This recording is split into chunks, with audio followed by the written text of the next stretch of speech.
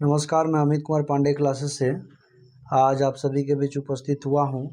अभी जो एक एप्लीकेशन सेशन चल रहा है उसमें अपने सिस्टर के मैरिज के लिए एक एप्लीकेशन लिखना है प्रिंसिपल के पास। तो कैसे लिखेंगे आज इसके बारे में हम लोग जानेंगे, है ना। तो आज का विषय आपका यही है, write an application to your principal on the ground of your sister's marriage. आपकी बहन की शादी है और बहन की शादी में जाहिर सी बात है कि आपको छुट्टी लेना पड़ेगा, क्योंकि घर पे बहुत सारे काम होते हैं जो आपको करना पड़ेगा, है ना। तो इस संदर्भ में आपको एक एप्लीकेशन लिखना है प्रिंसिपल के पास। तो कैसे लिखेंगे वो हम लोग जानते हैं, है ना। 2-3 बेसिक बातें हैं जो मैं आपको बता दूं कि जब भी एप्लीकेशन लिखा जाता है तो ध्यान में रहे कि आपके पास वाइट पेपर होना चाहिए, है ना। ये वाइट पेपर है। आप चाहे तो A4 साइज पेपर जो आता है, जो फ़ोटो स्टेट करने के लिए जो लोग यूज़ करते हैं, उस अगर आपके पास है तो वो सबसे बेस्ट है ना। उसमें आप एप्लीकेशन बहुत अच्छे तरीके से लिख सकते हैं, है ना। अगर नहीं भी है तो आप कोई दूसरा सादा आप पेपर ले सकते हैं जिसमें आप अपनी आवेदन को लिख सकते हैं। दूसरी कि हमेशा आपको मार्जिन छोड़ना है।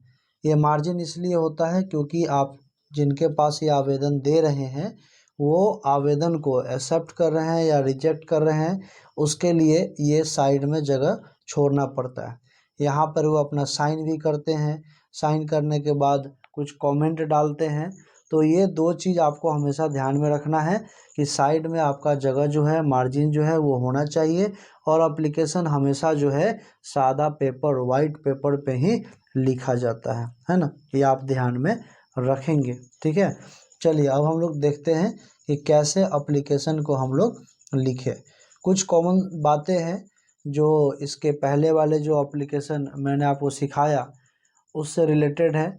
ये सारे एप्लीकेशन में इस चीज़ को फॉलो करना पड़ता है। जैसे आप प्रिंसिपल के पास लिख रहे हैं तो टू हो जाएगा सबसे पहले, उसके बाद कॉमा देंगे, द प्रिंसिपल, उसके नीचे जो है आपका स्कूल का नाम आएगा और एड्रेस आएगा।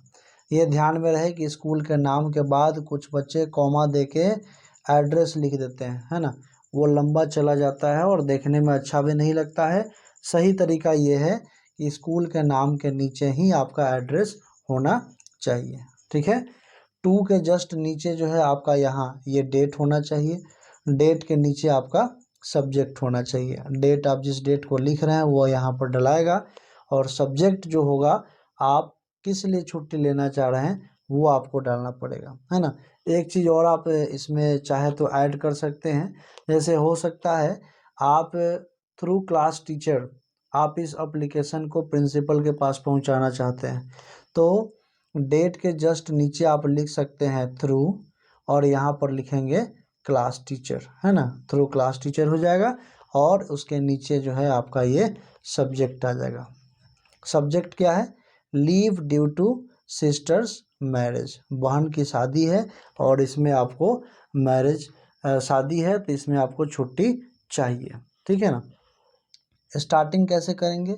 फिर वही जो मैंने आपको पीछे एप्लीकेशन में बताया था उसी तरह से स्टार्टिंग लेना है ना।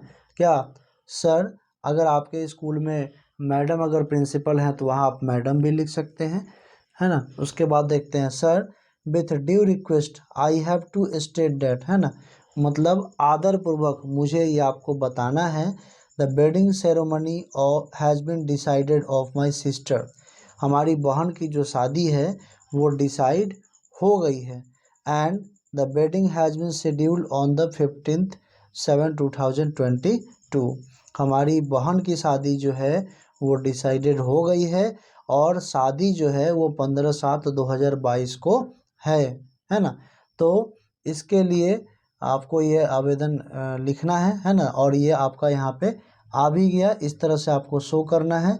ये पहला जो है वो शो करता है कि आप अपने प्रिंसिपल के पास बहुत ही विनम्र भाव से अपनी बातों को रख रहे हैं, है ना।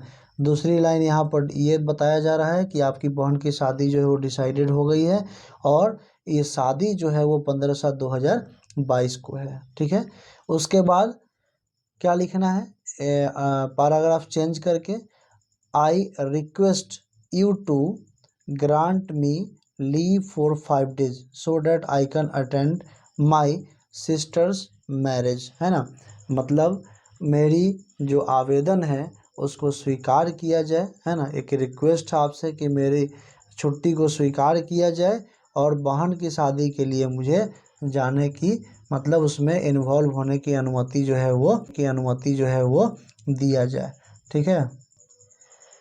इसके बाद अगर आप ये छोटा सा सेंटेंस अगर जोड़ देंगे तो बहुत अच्छा लगेगा, है ना। सिस्टर्स मैरिज हो गया, and bless her for new phase of life, है ना।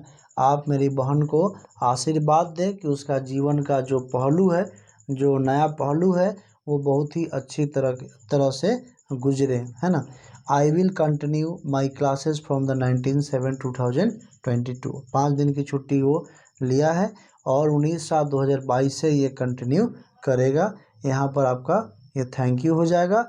और सबसे लास्ट में राइट साइड में कॉर्नर में जो आपका लिखाता है, जो बच्चे इस आवेदन को लिख रहे हैं उनका पूरा डिटेल्स होता है, तो यहाँ लिखेंगे योर ओबीडियंटली, आपका आज्ञाकारी, है ना, नेम, क्लास, रोल नंबर। ठीक है। इस तरह से करके आप अपने प्रिंसिपल के पास आवेदन लिख सकते हैं। अगर भाई की शादी हो तो कुछ नहीं, बस यहाँ सिस्टर्स को हटा के और हम लोग क्या कर देंगे, ब्रदर कर देंगे, तो ब्रदर का मैरिज की बात हो जाएगी, है ना। चाहे किसी का भी शादी हो तो आप इसमें थोड़ा सा चेंज करके उस शादी पर्पज से आप इस आवेदन को दे सकते हैं। ठीक है। उम्मीद है आपको ये एप्लीकेशन सेशन जो चल रहा है, जिसमें एप्लीकेशन कैसे लिखना है ना, उसके बारे में आपको सिखाया जा रहा है। उम्मीद है आपको समझ में आया और आपने सीखा भी होगा।